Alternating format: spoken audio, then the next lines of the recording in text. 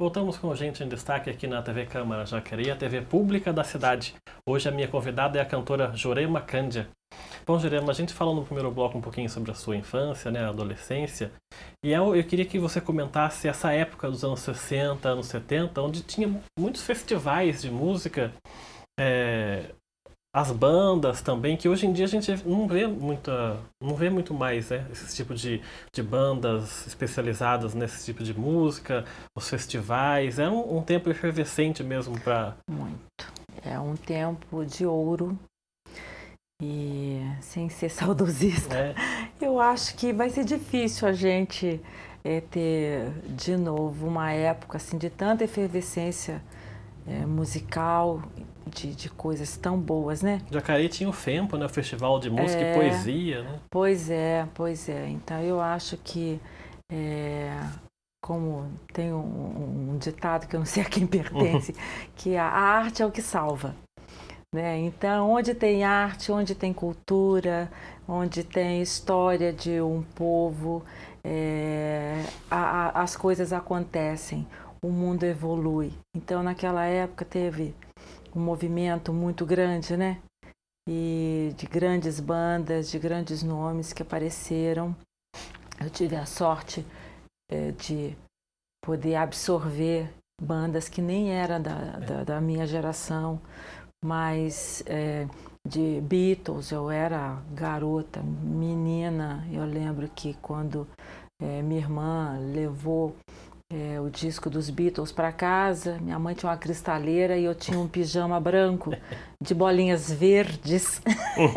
E aí eu colocava, porque ela era bem justinha, assim, eu acho que eu já estava pequeno pro meu corpo, mas ficava coladinho, assim. Aí eu subia na cadeira e ficava na frente do espelho da cristaleira, assim, e cantando, chacoalhando a cabeça, né?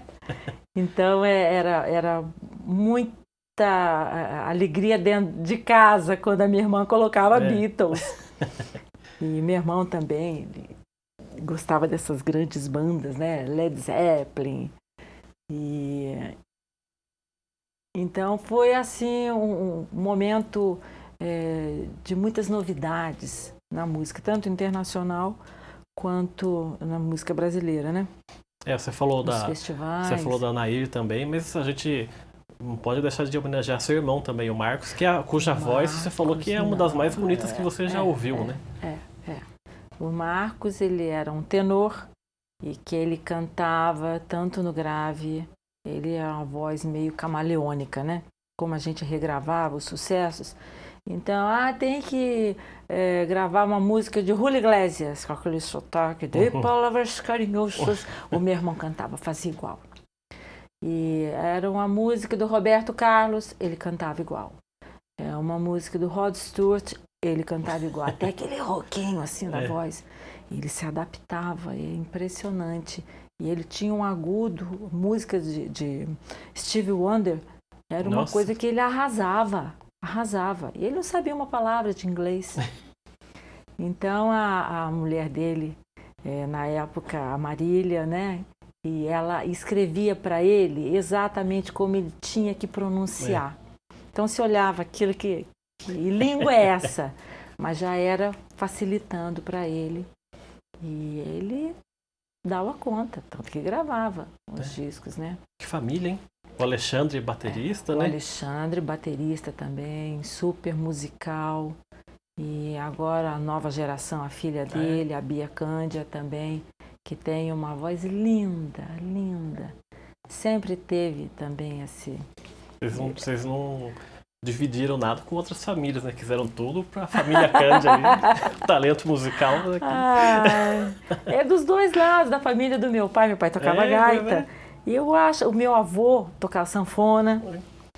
E então é muita música. Eu acho que facilita um pouco a vida difícil que eles tinham, né? Essa música dentro de casa era quase que um remédio, uma terapia para levar a vida, né? Que não Você era falou fácil. no primeiro bloco da culinária também, da sua família, mas na adolescência, desde a adolescência, você optou homeopatia, virou macrobiótica, né? Foi isso?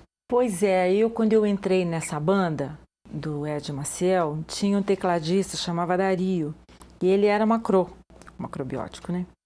E aí eu fiquei tão encantada, adolescente, tudo a gente quer experimentar, que bom que eu não quis experimentar droga, nada disso, né? Eu quis experimentar aquelas comidas que ele fazia, ele levava o pão dele, e aí eu falei, quer saber, eu vou fazer isso também.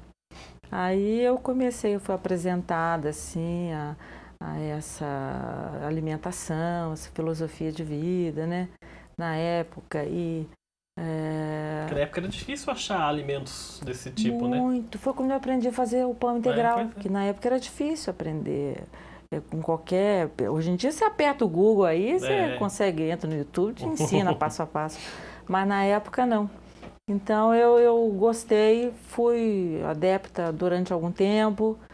E em casa também a minha mãe tinha muito acesso, ela vendia produtos, vendia roupa, vendia um monte de coisa. E ela era muito amiga da japonesada aqui, da colônia japonesa de Jacareí. Tanto na feira, no mercado, ela era amiga da dona da fábrica de bala japonesa, que acho que não é de seu tempo. Já conheci já essas balas japonesas. E aí ela levava uns alimentos para casa, assim, broto de bambu, e feijão moyashi, tofu, queijo de soja, e todo mundo achava estranho aquilo, eu queria provar. Então eu abri muito o meu leque no paladar, né? E a minha mãe também me introduziu na yoga, que é a Ivani Vilar, falecida Ivani Vilar, que foi a minha primeira professora daqui, ela dava aula na casa dela. E então foi o primeiro contato que eu tive com yoga, e hoje em dia eu sigo uma filosofia yoga há 30 anos. Acabei de chegar do ashram agora, um centro espiritual na Índia, passei lá fazendo um retiro uns 10 dias. E eu acho que é o que me dá assim, um apoio com essa vida tão atribulada que eu levo. Uma serenidade. E sem precisar tomar um remédio, sem nada. Então, ainda bem que eu fui presenteada pela yoga, pela boa alimentação, pela homeopatia, que o meu médico até hoje, aqui de Jacareí, ele, para mim, é Deus no céu e ele na terra, é o Dr. Silvio Molo, que cuida de mim até hoje. E é meu amigo, e então eu fiz boas opções na vida. Mas sempre quando você vem a Jacareí, quando você passa por aqui, um dos lugares que você não deixa de visitar é o mercado municipal, né? Não posso, tem que bater o meu ponto lá. Então ontem eu do hotel, eu falei, gente, eu tô aqui perto do mercado, falei, eu vou lá. Aí convidei o meu velho pai, bora João Cândido, comer o nosso pastel. Aí fui lá, o chinês é o mesmo, na barraca ali, barraca é uma pastelaria, né, do Sung. Então tava ele lá fritando o pastel dele, parece assim, uma meditação que ele fazia assim, concentrado, tirando o pastel. Aí comi meu pastel de palmito, com uma guaranita. Engraçado que o Mercadão é um ponto que muita gente de fora quer conhecer quando vem em Jacareí, já passou por várias transformações, mas o jeitão do Mercadão é o mesmo. As pessoas que fizeram a história do Mercadão estão ali dentro. Aquilo é uma relíquia, aquilo é uma joia de Jacareí, né? Que tem que ser preservada, seja repaginado ou não, que agora é o piso, é diferente. Eu tenho que comer o pastel e tenho que passar ali, sentir o cheiro da minha avó, que ela mascava fumo de rolo. Então eu passo ali, eu até falei ontem, falei assim, bom dia, senhor. Falei, deixa eu dar uma cheirada aqui no fumo. Aí aquilo a gente volta, incrível, né? Como o sabor, cheiro, volta à como infância. Os aromas te transportam. É uma coisa impressionante. Voltando agora a falar da música, né? Nos anos 70. Sim. Aí você já começa profissionalmente nas bandas e começa também a fazer a parte vocal também de cantoras aí. Queria que você falasse um pouquinho sobre isso. Então, eu tive assim um intervalo aí nisso, que depois que eu voltei do Rio, eu voltei para Jacareí. Porque aquela fase adolescente que acha que pode tudo. Então eu saía às vezes de ensaio, eu ia ver uma outra banda com os amigos da banda e eu morava com a minha irmã. Ela era muito jovem, apesar de já ser casada e tudo.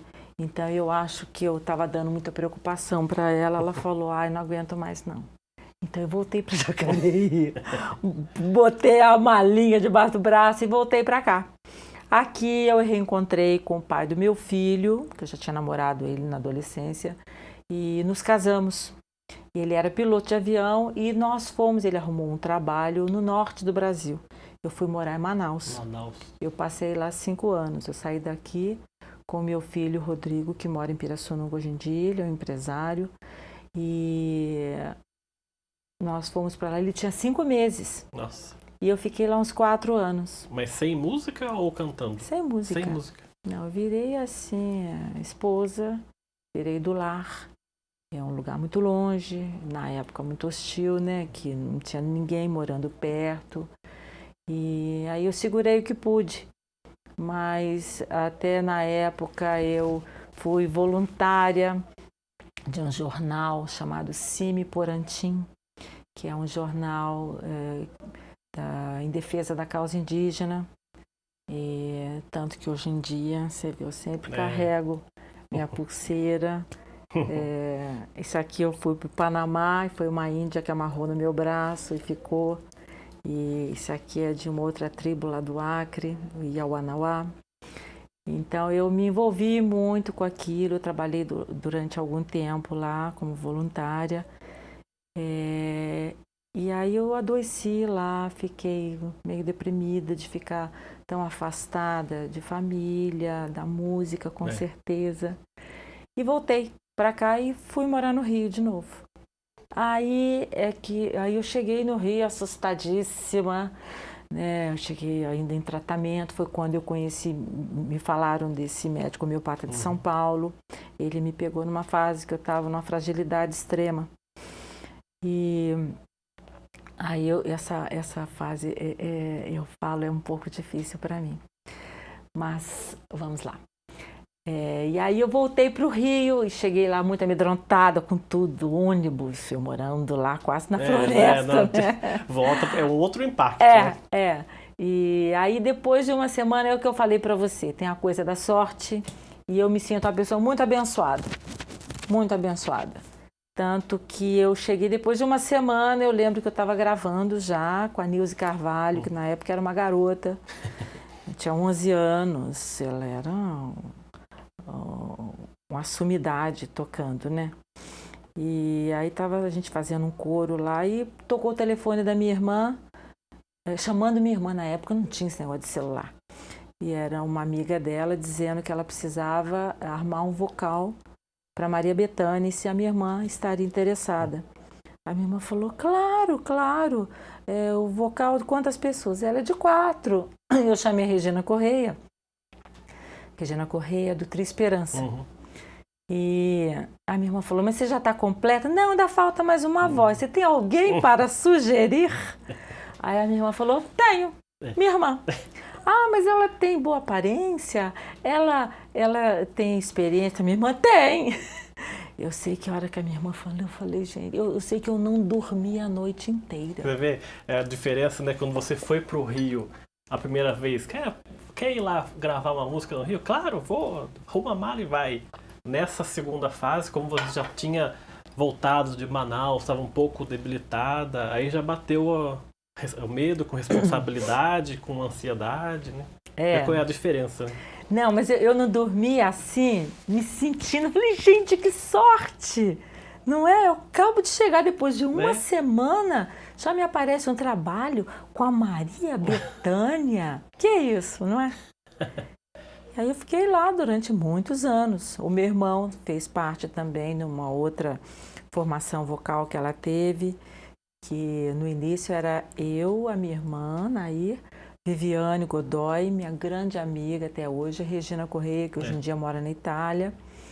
E depois mudou, aí ficou eu, meu irmão Marcos, que eles queriam uma voz masculina, aí chamamos o Marcos, e a Regina Correia, ficamos nós 3. Depois teve a época de eu e minha irmã, mudando um pouco, né? Mas foi assim uma época muito bacana da Bethânia. O Jaime no início fez o arranjo vocal pra gente. No início era uma direção do Gil e eu aprendi muita coisa ali. Ganhei muita experiência, uma carreira sólida, né? Bethânia reconhecida no mundo. Então isso aí é uma coisa que eu guardo assim com muito carinho no meu currículo, na minha história. Para a gente encerrar esse segundo bloco, desse período que você passou aí, dos 5 anos em Manaus, quando você volta, a gente sempre tira lições disso. Que lições que você tirou dessa época? Olha lá, eu convivi com muita gente simples e de muita sabedoria. Aprendi muita coisa lá, da culinária, do norte, das farinhas, dos peixes, do folclore deles, da cultura deles. Isso aí abre muito a mente da gente, abre muito o coração também, sabe? Você transitar por várias culturas, não só lá depois com o mundo do jeito que a gente viaja, se você tiver essa abertura para absorver, né? Então lá eu trouxe muito e também valorizei assim mais a família, que lá eu não tinha, na época era uma passagem cara, não dava para vir sempre. E eu recebi muita ajuda lá de pessoas na época que eu fiquei deprimida, né? Que eu fiz muitos amigos que cuidavam de mim. Assim, ganhei amigos, ganhei mães lá. Então, eu voltei assim muito recheada de gratidão por esses anos que eu passei lá, apesar de ter sido bem difícil para mim o isolamento e os amigos que eu fiz lá dentro do jornal e antropólogos, padres da época que eu conheci, né? Que eu tenho contato até hoje. Tá certo, a gente vai fazer então mais um intervalo. Daqui a pouco tem mais o Gente em Destaque que volta já.